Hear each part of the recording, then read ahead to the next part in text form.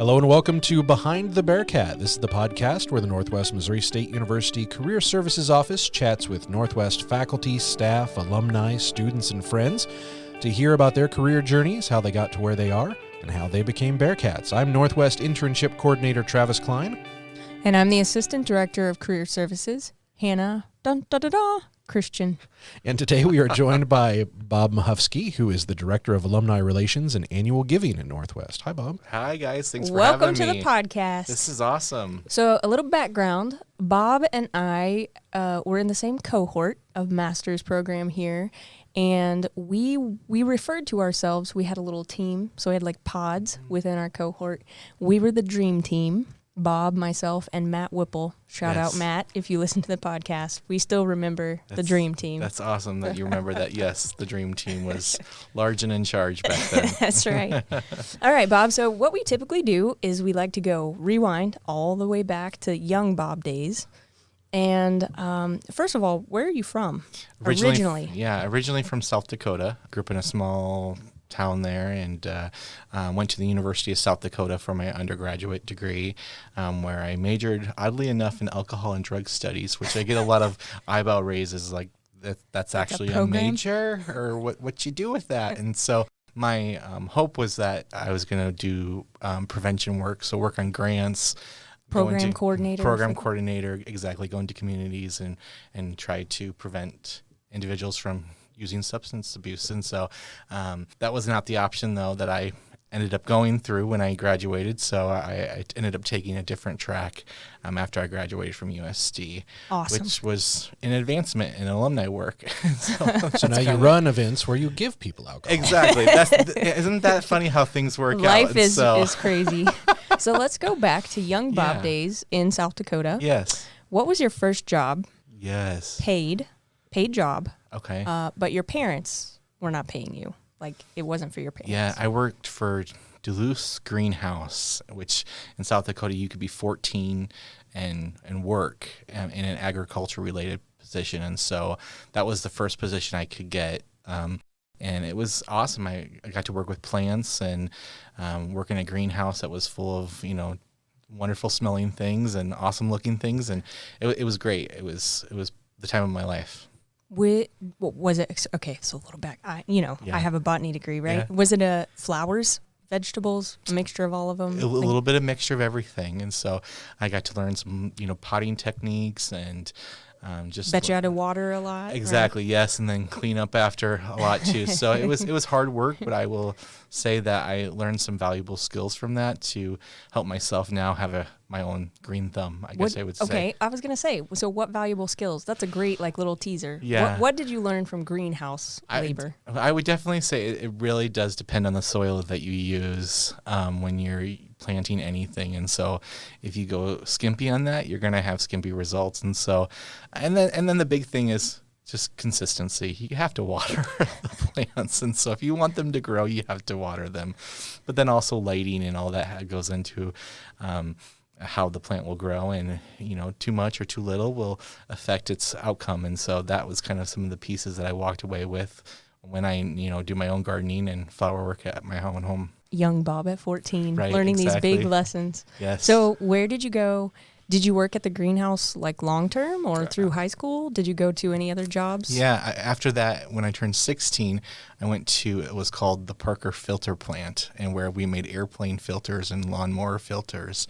And that was in a building that was probably the size of two Hughes field houses. And so it was a large building, had no air conditioning in it. And so when it got hot in the summers, it would be 110, 120 in there, because filters require you to put them through ovens to heat up the plastic around the filter and then to make it hard. So that heated up the facility quite a bit. But that was a job that told me maybe I should go to school after I get done with high school. What were you doing at the filter plant? I would run wire through a roller, and it rolled the wire, and my hands were beat up every day because it would take chunks out of it. And so, and also I like to talk a lot. And so it's hard to do when you're rolling wire. Yes. And you were in isolation when you rolled the wire. They put you alone but because I like to talk a lot, that was the reason. I wasn't allowed to stand in line with other people because I would talk. So I was the wire roller in the facility. How long did you do that? I did that for 4 summers, but it paid. Like, it was great money back then. I bet I was making at least $9 an hour. Wow. So I was doing pretty good. So I often ask people that we have on the podcast about school choice. So when you first went to college and majored in drug and alcohol studies, did you know that's what you wanted to major in? How did you choose your school, and how did you choose your major? Yeah. I was first looking at a school that had a strong liberal arts background. USD was well-rounded because I really didn't know what I wanted to do. I was going in undecided, and so I knew that if I was going in to look for a school, that I wanted to have something that had a lot of different variety of majors and programs to consider. And with the liberal arts background, it kind of prepares you for a lot of different things. And so I liked that aspect of it. And then it was far enough away from home, but not too far. So that was the other piece. That's always key. Yeah, and it was in-state, so I was able to take advantage of some scholarships and in-state tuition. So how did you discover alcohol and drug studies? So oddly enough, I had it my freshman year, my second semester as a class, just an elective that I had, and I really enjoyed it, and I really connected with the faculty in the program, and they noticed that I hadn't selected a major yet, and they noticed that I was really liking the information that we were reviewing, and so I decided to make that my major, and it was great. I had a lot of opportunities throughout the entire program. Worked on several different reservations within the state of South Dakota to help with prevention with drug and alcohol abuse, and I learned some valuable skill sets with that too. Just being on the reservations is a completely different lifestyle there and walk of life, I guess you would say. So it was a great experience. Got to go to Washington, D.C. and do some lobby work, which was a whole nother. That's incredible. It was. It opened up quite a few doors, and for that I will always be thankful. And I'm still thankful that I did the program, but it just wasn't something that I ended up pursuing after college. Life ended up taking me in a different direction, and while I was at USD, I had to have a job, and I worked in the call center for the foundation there. And so that's kind of where I fell into alumni and fundraising work. So your student employment kind of led you down the path where you were going to go for your full-time job. So how did you get that student job? I had to get a job, I think my sophomore year, and that was one of the positions that was available. And again, I like to talk. So, this seems right up my alley. Right up my alley. And so I applied, and I was rather successful at it, raised a lot of money for the university my first year. And then from there, I was promoted to a student supervisor where I helped kind of run the call center and all that good stuff. Did that for the rest of my time at USD and then graduated. But before I graduated, my boss came to me and said, this is a profession that you can actually go into. And I was like, really? And so she told me more about it and kind of what things I could do. And so I said, yes, I'm interested. And so she was able to connect me with a company called Ruffalo Cody at the time, who does phone-a-thon management. And so I worked with them for about a year, and that really allowed for me then to start this profession professionally. So what did you do at that job? What was your job title, and what did you actually do? So I was program manager at the University of Michigan's call center. So very much, it was a big call center operation. I ran pretty much all the management side of it, making sure that we had the employees, that they were trained, that we were being successful with the dollars that we were raising, and just overall just making sure that it was running a strong running machine. And it was a great experience working at the University of Michigan. It's a completely different culture out there than it is in the Midwest. I mean, they claim they're the Midwest, but I don't know if that's completely true, but it was a great opportunity. So you said you were there for a year. Mm-hmm. And so then from there, I was actually called back to my alma mater, University of South Dakota, and I worked there for 5 years as the assistant director of annual giving.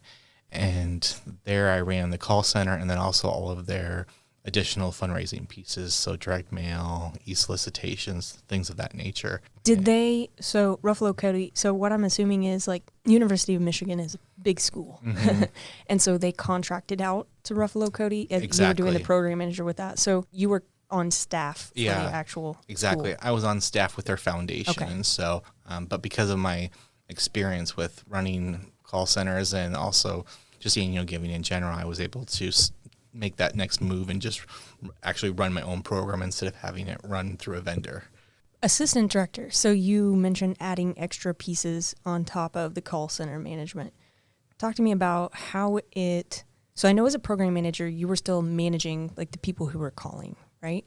Talk to me about how assistant director is different from program manager. So as assistant director, I was in control of my own budget. I was actually making the calls of what kind of segmenting we were doing, who we were calling at what time. I was creating the goals. Whereas a program manager, all that information is kind of given to you, and then you're running one, the operation. Exactly. Then you're running the operation. But as the assistant director, you're kind of pulling all the strings and kind of telling how the program's going to run, and then making sure it's running that way. So how do you learn how to do that? How do you learn how to do the segmentation? Yeah, I think with that was, over my years of experience, you kind of learn the different benchmarks that other universities are doing and how you can tailor those to fit what you're doing. And so I used a lot of that knowledge that I learned at the University of Michigan and at South Dakota to kind of combine those and then do that segmenting. I don't know if I'm making sense, but to come up with a plan of action of how we were going to segment. And when you say segment, do you do certain majors? Do you do certain types of students? Yeah, it can get really diverse and deep. And so, you could almost lose your mind as far as how far you want to segment. But yeah, you can do majors, years of graduation, gender even. It gets really crazy. You could do blue-eyed men who graduated in 1956 and worked in a bank. Yes, if you have the data that allows for you to segment that way, you can definitely do it. And really, the data that you have, if it's really advanced and you're keeping track of a lot of different things, then you can segment like crazy. But if you're not, then you're going to have a very simplistic, ways of segmenting. So, thankfully, at all the organizations that I've been at, we've been really good at collecting a lot of different types of information that allows for us to do that. So, okay, 5 years there. Yes. Where does Bob's life take him next? Yeah, so then that leads me to Missouri. So, yeah. So I worked at Missouri S&T for about 2 years. In what position? And that was their annual giving manager position, which essentially would be running the entire annual giving program. So this was where I was actually running the call center, running their annual giving appeals, but then also I had the opportunity to go out and meet with individuals and ask them for upper end annual gifts.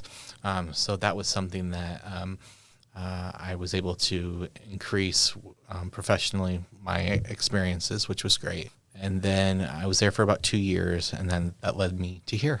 What made you leave South Dakota? Were you looking for a different experience? Yeah, I was there for 4 or 5 years, and the director of the annual giving program at that time wasn't going anywhere, and so I knew I wanted to expand my role and my experiences, and so I realized that I had to search elsewhere to get that experience. And so, unfortunately, I had to leave the state. And so, which is a lot of things, that's what a lot of people have to do is if they want to, grow in their profession, they have to look elsewhere. And many times that requires them to have to look across borders to different states. Yeah, I think that's a good insight. Yeah. So with the Alumni Relations, I think if anyone thinks of Alumni Relations, they think of phone calls. They think of the cat callers and the folks that call alumni and ask for money. What else do you guys do as Alumni Relations, to engage with alumni? Yeah, that's great. So we have 22 national recognized chapters. They are all over the country. We have one in D.C., one in Denver, a lot around this area, Kansas City, St. Louis. But all these chapters are really an opportunity for those alumni and friends that live within those cities to connect back with the university without actually having to physically drive here to either go to a game or to some kind of an event or just to be on campus. And so these chapters get together sometimes monthly, maybe quarterly, but they have socials. They maybe have watch parties around a football or basketball game, or they might have a university representative come where they talk to them about things that are going on here at the university. But this is really an an opportunity for all of our alumni and friends to stay engaged with the institution, even if they can't make it back to Maryville. So that's a big piece that we do. We also have some marquee events that we do. One of them is the Alumni Awards Banquet, and this is something that we do in September. We have 7 awards that we give out annually, and this is what we like to call our Super Bowl, because this is our time where we get to show off Bearcats doing their doing best. good work. Yeah. Yeah, and so and we get all dressed up for it. And is it on campus? Is it? It here? is. It is. It's in the ballroom, and we get all dressed up for it. We have a great meal before, and then we give out the awards to the individuals who were up for that year. So we do that every September, like I said. And we also have homecoming, which is another big thing, which is usually in October. And we have the parade, of course. We have the football game. But in between that, we invite back the class of that's celebrating their 50 years. And so like this year. That's incredible. Yeah, right? 50 years from their graduation reunion. And so this year we're celebrating the class of 1970. And this class is already making plans to try to corral all the members to come back for homecoming. And we'll have a variety of activities for them all day on Friday and then also on Saturday. So it's a pretty big event for us, which we're excited about. And then we just have a lot of other events that are one-offs. You know, maybe they might be donor events, or they might be something tied to a capital campaign, which we are in right now, the Forever Green Capital Campaign. We'll do events around that. But our main goal and effort is to make sure that Bearcats everywhere are connected to the university, no matter where they're at. And so we have to find ways to creatively to find ways to re-engage them back into the institution. So it's whether it's through our phone calls or through the direct mail pieces that we're doing or through the events that we're doing with one of our chapters. We need to continue to push those types of programming out for alumni to find ways to stay engaged with the institution. I was going to say, this past December, we had kind of a partner event. We started a new thing called Northwest Grad Fest, where several offices on campus partner with the Alumni Association to kind of usher the seniors as they graduate into the alumni. It was a big hit. Everybody was having a lot of fun. Yeah, and we had the Faust Center packed with, I guess, soon-to-be alumni, and so that's what we were giving them see. beads. We were giving them pop sockets. We were free beer. I know that was everybody was happy. They had to be 21 though. I will say that, and we made sure to card them. But yeah, it was a great event, and we were able to educate them about a variety of things. The Alumni Association, I know Career Services was educating them about their services. I think we found 3 or 4 people jobs like the very night of Grad Fest, which is right? amazing. I mean, that's Bearcats helping out Bearcats. That's great. And so, no, that's a great event, and I think that's something that will continue and be a tradition now here at Northwest. And I would think for those younger graduates, you know, folks who have just graduated, the value of connecting with the Alumni Association, like not only does it connect you to the university, but that's a whole group of people in your area who could potentially give you a job, who could say, I know this person that has a job. I mean, your network is your net worth. That's what Jill says that. And I love that phrase because it's so true. And I mean, that Alumni Association, you instantly have it in, you know, this place is what you have in common. And why would you not take advantage of that? Even if you're in Denver. If you go to Denver, there are Bearcats in Denver, right? Well, isn't there like a Japanese chapter? There's a chapter in California. One in Japan. I mean, it's all over the planet. It's crazy. And that's what makes Northwest such a special place, is it's because of the culture. Bearcats, I mean, I've been at several other universities, and none of those universities have what Northwest has. It's people showing up constantly. I mean, Bearcats show up. That's just the best way I can explain it. They'll show up to events. They'll show up for one another. And that's an environment or a culture that is amazing to be a part of. And people feel it every day here. Mm-hmm. And so when you hear people talk about this university, it gives you goosebumps because you know what they're talking about, especially because you experienced it yourself. And so this is really a special place. And I know when I talk to my other peers at other institutions, they're very envious of us because they know that we have a secret sauce here, and they can't figure it out. And that's fine. They probably never will, and hopefully maybe they don't, because that's what really sets us apart from our peers. And we continue to produce great graduates and alumni who are doing wonderful things within their professions.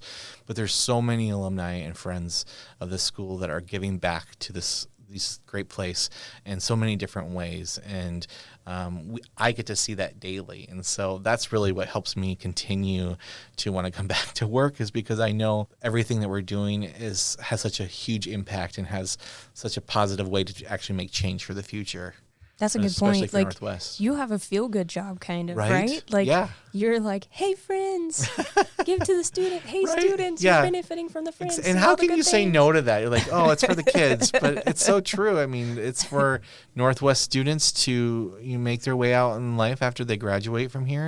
And everyone who has come from here understands that Northwest is really where they got their start. And so their story really begins here. And so helping them remember that story and how they started off really gives people the feel goods, right? It does, and so, yeah. And however they can then, re-engage back with us, whether it would be attending an event or maybe making a donation, that's all great stuff. But we just want them to stay engaged, because we say this all the time, we are a Bearcat family, but that's so true here. It is so true. I mean, we are a Bearcat family, and once you're family, you're family. So talk to me a little bit about, we've had a couple people on. I know Egon was in the doctoral program, but talk to me a little bit about once you got here, and I don't know how long you were here before you decided to get your master's degree. Yes. I think it was maybe 2 or 3 years after I was here, I decided maybe I should probably take the next step. So you're an actual Bearcat too. Like, Yes. you came and you wanted to be a Bearcat. Yeah, I was like, I'm drinking the Kool-Aid. I'm like, this is what I want to be. And so I did my master's work here in adult and higher education, and that was a great experience. I met people like you and other great individuals, but then also I was able to just increase my overall education, and which was a very powerful thing for me. Now you're in the doctoral program. Talk Yeah. to us about that. Why did you choose that? Some days I wonder. No, it's been a great experience. This program has allowed for me to just meet incredible people, but then also to really test the limits of what I can do with my education. And so I'm working right now on my dissertation, and that is a whole beast in itself. And so if I can just get through this, I can achieve anything. I can climb Right? any mountain or whatever. And so it's been a great run, and I'm looking forward to the end of it, though. Oh, awesome. Talk to me about your undergraduate experience, which was more, right, like a traditional degree Yeah, I was right out of high experience versus school. coming back as an adult Oh, learner yourself. Yeah, that's a great question. So it was completely different. My undergrad, I felt like I was focused, but I don't think I really was. I was just kind of going through the daily, rituals of going to class. But once I started my master's work here at Northwest, I had a wealth of information that I learned from all my jobs previously. Before, right. And so, I had the stuff that I learned in school, but all the stuff that I had learned within each of the jobs that I had performed really became valuable sources of information that I could pull to when I was trying to connect a theory with something or trying to explain a certain phenomenon. It was great. And so I found myself actually enjoying school much more because I had that experience, and I kind of felt like, I kind of know what I'm talking about. And so that definitely helped me be more successful than probably someone who would have just gone directly from their undergrad right into a master's program. And then how about the PhD? Then, like, to continue that. So I would say... Are you focused, Bob? I am focused. The 2 years of coursework was great. Really allowed for myself to become a better writer, and then also just trying to be a better critical thinker also. But now I'm totally doing the writing piece, and it's not trying to find that balance. I have life too and job, and so that's the piece that I'm trying to figure out right now, which is a very common thing when you're doing your dissertation, is where is that happy point of trying to accomplish everything. And so I'm figuring that out, and I take a little time every day to work on my dissertation, and then I have to step back, and then I'm back at it the next day. But if I wouldn't have had my professional experience leading into my doc program, I definitely would have had a different lens looking at everything, and everything that I was reading and everything that I responded to. It would have been differently because I wouldn't have had the knowledge of how to, work with various people or how to deal with certain situations. And so I definitely feel like I have had that benefit, and I see that too with the other classmates of mine who are in the program. They definitely pull from their own personal experiences. It's like you have fuel for the fire, right? You Yeah, have things to throw in there. That's if you exactly have that right. experience. Yeah, and that's good because then you can also learn from their experiences too. And so I'm thankful kind of that I did this the way that I did. I didn't just try to do it. I see some people, they do their undergrad, then they do their master's, and then they move right into their doc, which that works for some people. But for me, I think I would have needed those professional and personal experiences broken up a little bit for me to be able to value and get more out of the material that we were covering in each of those programs. That's insightful. So we always ask for your wisdom, whether it's from your work experience or from your educational experience or from your greenhouse experience. We always ask for tips and tricks if you're looking to find a job or, just words of wisdom that you have for somebody out there who might be in a career transition. Yeah. I think in today's age, we have so many different resources that people can pull from to learn about careers or to see what other people's career paths have been. For me, I think LinkedIn is amazing. I mean, if you want to take a career or a profession, everybody should connect with Bob on LinkedIn. Connect with me and I'll be happy to be connected with you. But you can go and you can look at someone's career path and you can see what they had done to get to that point. And I think that's amazing. I mean, 20 years ago, that was really hard to do. And now you have it at your fingertips. I feel like especially Northwest does a great job of allowing students to, hone their skills on interviews and how to network with individuals. That's so true. You have to be able to put yourself out there at times.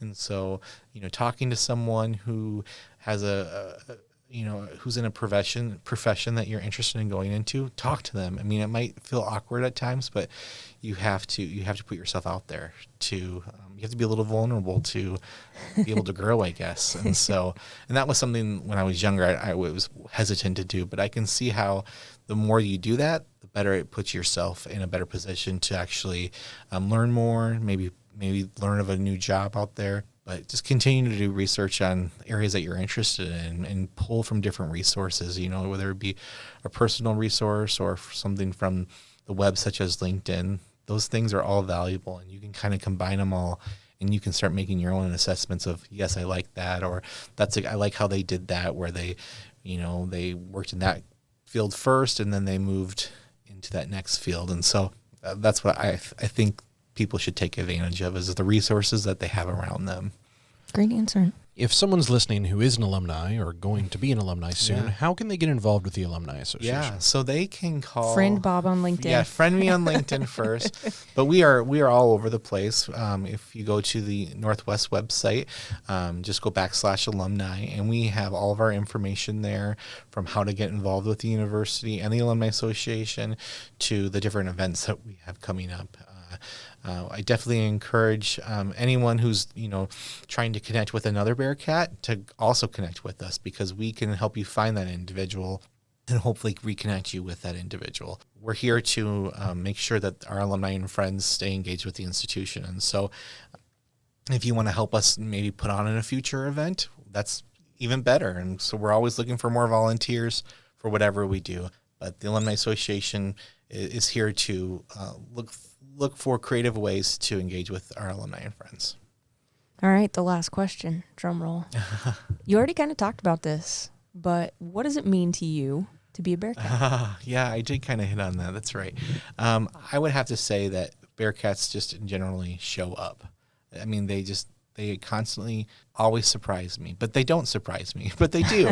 I think of the national championship in 2015 when we filled up Sporting KC. I mean, that game was just crazy. That is incredible, right? And it was all Bearcats there. And I remember just standing there right before kickoff, and they were doing the BEAR chant, and it felt like it was like a Division I national championship game because there was just so many people there. And I, said to the person I was sitting next to him, like, this is what Northwest is. It's people showing up at various times throughout the university's successes and supporting it. And so whether it would be a football game or graduation, people just show up. And so that's what makes this place so special. And I don't see that ever stopping. I mean, will always love this place. And if anything, it will only just get, the passion will just better and better, better right? and better. So that's what it means to me. All right. Excellent. Well, thank you so much, Bob. Thank you guys for having me. All right. Well, that will do it for another Behind the Bearcat, and we will talk to you next time. Hey guys, we hope you enjoyed that episode. Don't forget to follow on your podcast platform of choice and on YouTube. Also, click the little notification bell on YouTube so you never miss an upload. And you can follow us on social media on Twitter, Instagram, and we have a LinkedIn page.